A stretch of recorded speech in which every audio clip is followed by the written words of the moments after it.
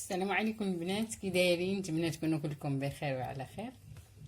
اليوم جيت نشارك معكم وصفه لتصفيه الوجه وتبييض الوجه وازاله البقع السمراء الداكنه اللي كتكون في الوجه، والبقع الاثار ديال الحبوب، الاثار ديال الكلف، كاع البقع اللي كتكون في الوجه.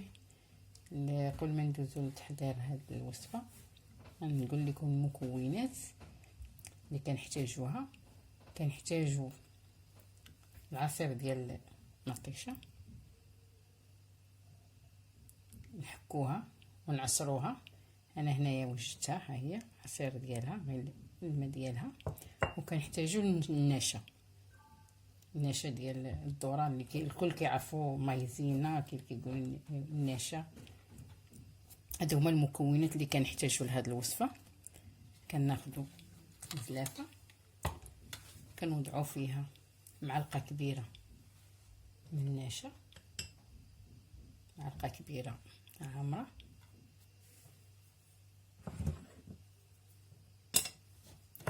غنحتاجو العصير ديال المطيشه اللي عصرناها من قبل، حتى هي معلقه كبيره.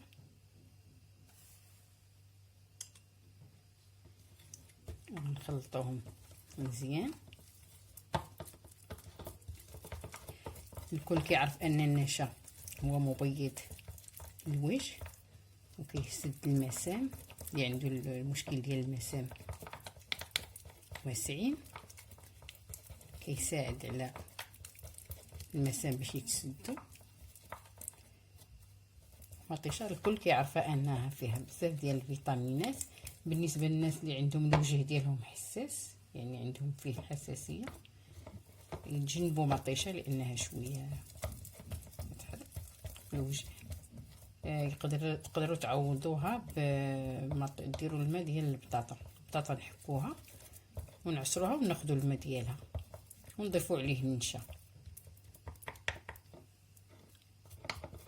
من بعد ما كنخلطوا هاد جوج ديال المكونات كيوليو هكا على هذا الشكل، بحال الكريم. غير بالنسبه لهاد الوصفه هذه الاستعمال ديالها، الوصفات الطبيعيه خصها الاستمرار، يعني الانسان يداومها، لان النتيجه باش كتعطي نتيجه اللي ترضيكم يداوموها في الاول. من بعد الاقل واحد 2 مرات 3 في الاسبوع، ومن كتبدا تبان لينا النتيجه كنقللوا، نقدروا نبقاو نستعملوها مره واحده في الاسبوع. ها هو خلطته هكا، كناخذوا منها بهذه الطريقه وكندهنوه على البشره ديالنا مزيان ونخليوها. النتيجه ديالها كتبان كما قلنا، الاستعمال على الاقل 2 مرات 3 في الاسبوع في البدايه. نخليوها حتى كتنشف على البشره مزيان، ومن بعد ندوزو نغسلوها بالماء فاتر مزيان. نغسلو الوجه، وقبل ما نستعملوا هذه الوصفه خص الوجه يكون نقي، يكون مغسول من قبل نقي، ونكرروا العمليه. نتمنى الوصفه تعجبكم وتجربوها، وما تنساوش الاشتراك في القناه. نتلاقاو في فيديو قادم ان شاء الله.